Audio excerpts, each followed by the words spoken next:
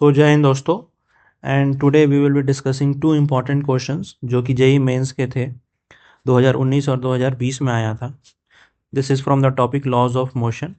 So this is the first question जो कि tension पे है रिलेटेड। आप इस वीडियो को पॉज कर ले और खुद से ट्राई करने की कोशिश करेंगे बनाने की।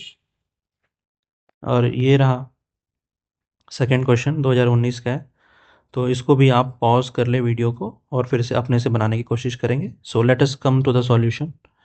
देखो यहाँ पे क्या बोल रहा है कि mass of 10 kg, a mass of 10 kg is suspended by a rope of 4 metre. तो लेंथ रोप का कितना है 4 मीटर, ठीक है। नाउ अ फोर्स एफ, एक फोर्स एफ जो है applied horizontally at the mid point, मतलब 2 मीटर इधर से 2 मीटर इधर से यहाँ पे बीच में एफ फोर्स लग रहा है, such that the top half of the rope makes an angle 45 degree. अच्छा, जो फोर्स लगाने के बाद ऐसे टिल्ट हो गया, तो ये हमारा ये ब्लू वाला क्या है, रोप है, और इसके बीच में एंगल कितना बन रहा है 45 डिग्री विद द वर्टिकल। तो ये वर्टिकल है और ये वर्टिकल के साथ 45 डिग्री बना रहा है। हमसे पूछ रहा है कि then F is equals to what. ठीक है, यहाँ पे हमारे पास 4 ऑप्शन दिए हुए हैं। तो आप समझो कि ये हमारा इनिशियल फ्री बॉडी डायग्राम होगा, या फिर इस सिचुएशन में जो बॉडी था वो इस तरह से था, लेकिन एफ के लगने के कारण टेंशन जो रोप है वो हमारा ऐसा और ऐसा हो गया है। ठीक है, अब हम इसका फ्री बॉडी डायग्राम बना सकते हैं। ठीक है, तो ये 10 kg का ब्लॉक है, तो इस पे mg लग रहा होगा, तो 10 × 10 मतलब कितना हो गया 100 न्यूटन। तो इस पॉइंट का अगर हम फ्री बॉडी डायग्राम बनाएं, इस पॉइंट का फ्री बॉडी डायग्राम, ठीक है, इस पॉइंट पे क्या क्या क्या मास एक्ट कर रहा है, तो नीचे की तरफ 100 न्यूटन, ठीक है, और ये एफ और ये टेंशन जो कि है 45 डिग्री पे। तो इसको अगर हम लोग तोड़ेंगे तो ये हो जाएगा टी कॉस्ट, या फिर इस तरफ से तोड़ो या इस तरफ से तोड़ो, एक ही बात है क्योंकि 45 डिग्री की बात हो रही है। ठीक है, और cos 45 degree and sine 45 degree 1/√2 ही होता है। तो इसको अगर हम तोड़ दें, ये इसको अगर हम थीटा मान लें, क्योंकि थीटा बोल रहा है 45 डिग्री विद द वर्टिकल, तो इसलिए हम लोग इसको थीटा मान रहे हैं। तो इसको जब मान के इसको तोड़ोगे तो ये साइड हो जाएगा टी कॉस थीटा और ये हो जाएगा टी साइन थीटा। अब जो है हमें सिंपल क्या करना है, जो भी as the system is at rest, ठीक है, तो ये फोर्स लगाने के बाद ये सिस्टम जो है ऐसा रेस्ट पे आ गया। ठीक है, ऐसा रेस्ट पे है, ठीक है, ये सिस्टम अभी रेस्ट पे है, कोई मोशन नहीं है। तो that is the system is at translational equilibrium, मतलब कि उसमें कोई मूवमेंट नहीं है, वो रेस्ट पे है। तो अगर बॉडी रेस्ट पे है, ट्रांसलेशनल इक्विलिब्रियम में है, then summation of all the forces along the x-axis and summation of all the forces along the y-axis must be 0. So मैंने वो लिख भी दिया है statement, and this is the most important statement in solving questions related to laws of motion. ठीक है, क्या है स्टेटमेंट कि जितने भी फोर्स एक्ट कर रहे हैं एक्स एक्सिस के अलोंग, और या फिर जितने भी फोर्सेज एक्ट कर रहे हैं वाई एक्सिस के अलोंग, उनका समेशन 0 होना चाहिए। ठीक है, तो उनका सम जो है मस्ट बी 0। तो यही कॉन्सेप्ट को हम लोग यहाँ अप्लाई करेंगे। ठीक है, तो देखिए एक्स एक्सेस के अलोंग क्या क्या एक्ट कर रहा है, तो यहाँ पे एफ है और यहाँ पे टी साइन थीटा, तो हमने लिख दिया T sine theta equals to F. ठीक है, अब वाई एक्सेस के अलोंग क्या है, T cos theta equals to 100। तो कॉस थीटा का हमें पता है वैल्यू कितना, 1/√2। तो इसको हम लोग सॉल्व करेंगे तो टेंशन की वैल्यू आ जाएगी 100√2। तो यहाँ से जब हमें पता चल गया कि टेंशन की वैल्यू कितनी है 100√2, तो इसको हम यहाँ डाल देंगे, देखो इस टी पे डाल देंगे, तो हमें क्या पता चल जाएगा, फोर्स पता चल जाएगा। तो टी की वैल्यू हमने डाल दिया 100√2 इंटू साइन 45 इक्वल्स टू 1√2।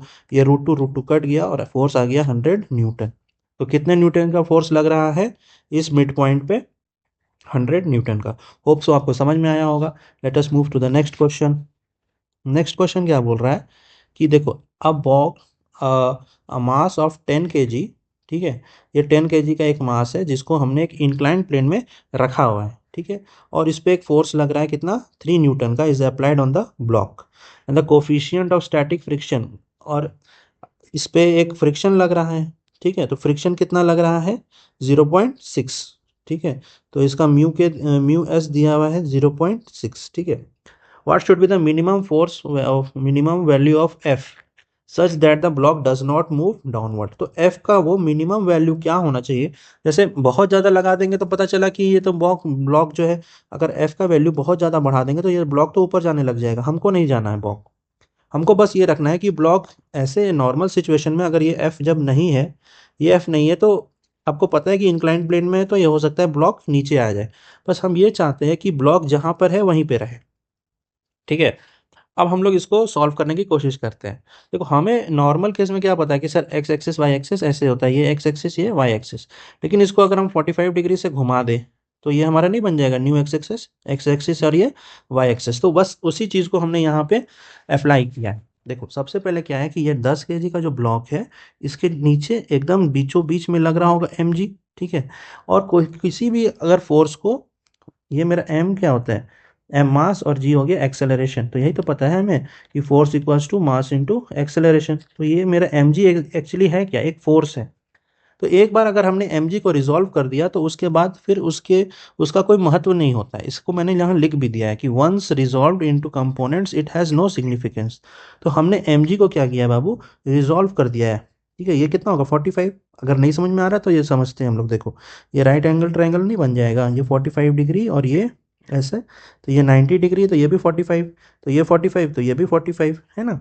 तो ये एंगल हो गया 45 डिग्री। तो इसको mg को हमने तोड़ दिया, तो mg cos थीटा जो कि इस डायरेक्शन में लग रहा है, और एक mg sin थीटा जो इस डायरेक्शन में लग रहा है।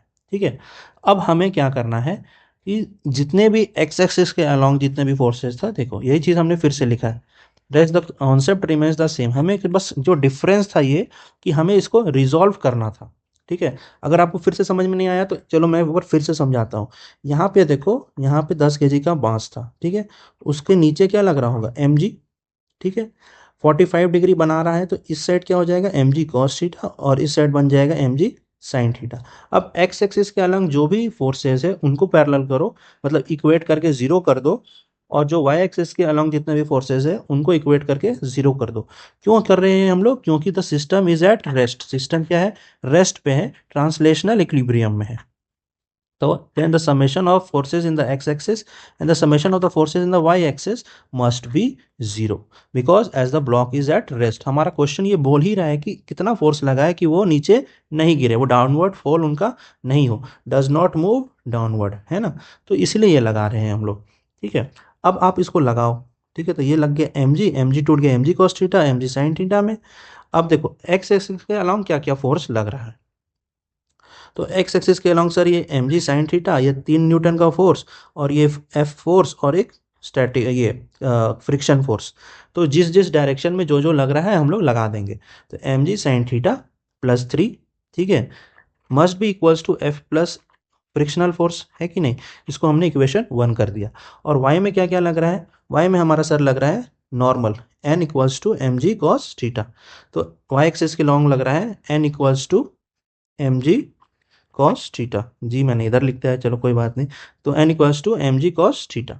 अब हमें ये पता है कि अगर पता नहीं है तो ये समझ लो कि फ्रिक्शनल फोर्स बाबू हमेशा होता है म्यू इंटू एन।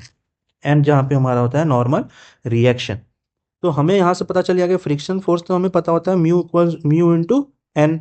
तो म्यू की वैल्यू दी हुई है 0.6, और एन यहाँ से हमें पता चल रहा है कि एन क्या है एम जी कॉस थीटा। अब सारा वैल्यू आप डाल दो, म्यू की वैल्यू क्या हो गई 0.6, अरे है कि नहीं।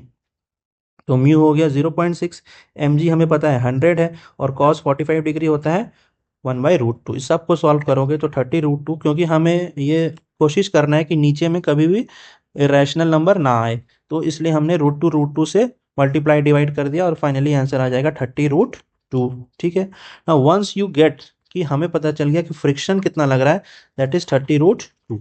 अब इसको आप यहाँ पे पुट कर देंगे। तो जैसे ही हम इसको यहाँ पे पुट करेंगे और सारे वैल्यूज को पुट करेंगे, तो देखो एम जी का वैल्यू क्या है 100, तो हमने यहाँ 100 लिख दिया।